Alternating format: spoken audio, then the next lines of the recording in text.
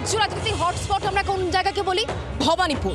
ভবানীপুর রাজ্যের মুখ্যমন্ত্রী মমতা বন্দ্যোপাধ্যায় কেন্দ্র, আর এবার ভবানীপুরে আমরা মমতা বনাম শুভেন্দু দেখতে চলেছি। কারণ শুভেন্দু অধিকারী ভবানীপুরে তো দাঁড়িয়েছেন, তিনি কিন্তু নন্দীগ্রামেও দাঁড়িয়েছেন। ভবানীপুরে দেওয়াল লিখন ইতিমধ্যেই শুরু হয়ে গিয়েছে। ভবানীপুর কেন্দ্রে এই মুহূর্তে ভোটের প্রস্তুতি একেবারে জমজমাট। ভবানীপুর কেন্দ্র নিয়ে সাধারণ মানুষের বক্তব্য বা কি, সেটাও আপনাদের সামনে অবশ্যই তুলে ধরবো।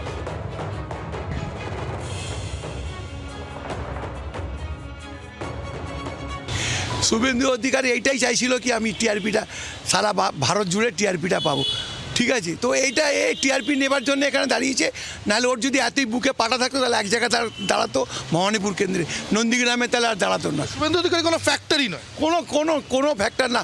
ও শুভেন্দু অধিকারী আমি আগেও বলেছি কি ও শুভেন্দু অধিকারী যে বল করে ফুলটাস বল করে, ঠিক আছে। আর ফুলটাস বলে দিদি খেলতে খুব ভালোবাসে, দেখবেন 4 আর 6 খালি মারতে থাকবে।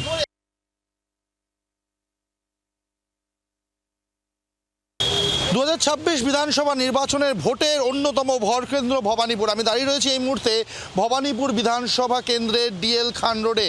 এবং গতকাল যখন তৃণমূল কংগ্রেসের তরফ থেকে প্রার্থী তালিকা প্রকাশিত হয়েছে, তারপরেই যখন ভবানীপুরে মুখ্যমন্ত্রী দাঁড়াবেন বলে জানতে পেরেছেন এখানকার কর্মী সমর্থকরা, তাদের উৎসাহ দেখার মতো। আজ সকাল থেকেই বিভিন্ন জায়গায় এই তারা দেওয়াল লিখনে নেমে পড়েছেন। মুখ্যমন্ত্রী মমতা ব্যানার্জির নামে দেওয়াল লিখন চলছে এবং সারাদিনই বিভিন্ন জায়গায় ভবানীপুর বিধানসভা কেন্দ্রের অন্তর্গত বিভিন্ন জায়গাতে দেওয়াল লিখন চলবে, এমনটাই তারা জানিয়েছেন। এবং তারা একটা বিষয় পরিষ্কার বলছেন যে ভবানীপুরকে আলাদা করে টিআরপি দেওয়া হচ্ছে বটে, বা ভবানীপুরে বিরোধী দলনেতা শুভেন্দু অধিকারী কোনো ফ্যাক্টরি নয়, মুখ্যমন্ত্রী অবলীলায় জিতবেন, এমনটাই কিন্তু আশা করছেন সমস্ত তৃণমূল কর্মী সমর্থকরা। ক্যামেরায় গোপালের সাথে অর্কদীপ্ত, জি24 ঘন্টা, কলকাতা। এই ভবানীপুর নিয়ে সাধারণ মানুষ, সেক্টর 5 এই মুহূর্তে আমরা দাঁড়িয়ে হয়েছি, সাধারণ মানুষ তারা কি বলছেন একটু তাদের কাছ থেকে একটু জানার চেষ্টা করি যে এই ভবানীপুরে এবারে ঠিক কি হতে চলেছে। আমরা কথা বলে একটু জানার চেষ্টা করবো। এখানে অনেক আছে লোকজন, তাদের সঙ্গে একটু কথা বলে আসুন। এখানে সরাসরি চলে যাই, আপনাকে একটু প্রশ্ন করব। ভবানীপুর কেন্দ্র, মুখ্যমন্ত্রী মমতা বন্দ্যোপাধ্যায়, ওকে, অনেকেই এই বিষয় নিয়ে মুখ খুলতে চান না, তবে জিজ্ঞাসা করার আমি চেষ্টা করব। ম্যাম, আপনাকে একটা প্রশ্ন। ভবানীপুর হাই ভোল্টেজ কেন্দ্র, মুখ্যমন্ত্রী মমতা বন্দ্যোপাধ্যায় কেন্দ্র, যে কেন্দ্রে শুভেন্দু অধিকারী রাজ্যের বিরোধী দলনেতা দাঁড়িয়েছেন, রাজ্য রাজনীতির ডুয়েল আমরা দেখব, কি মনে হচ্ছে? দেখতেও পারি।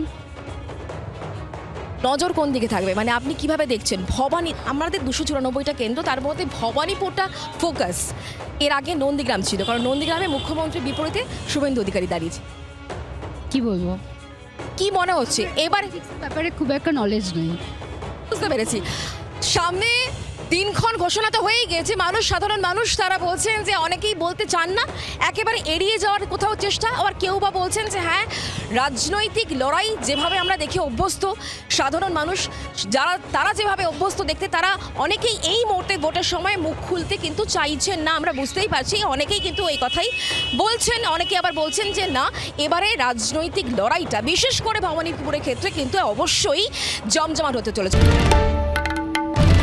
বাংলার আওয়াজ, বাঙালির আবেগ, জি24 ঘন্টা।